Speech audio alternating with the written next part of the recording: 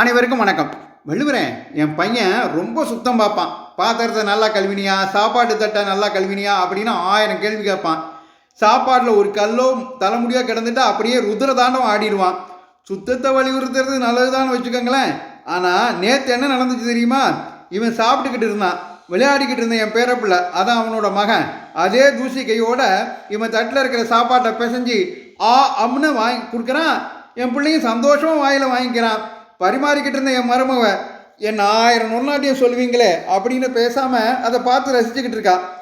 ஆமாம் அப்பனே, அதுதான் பிள்ளை பாசம்.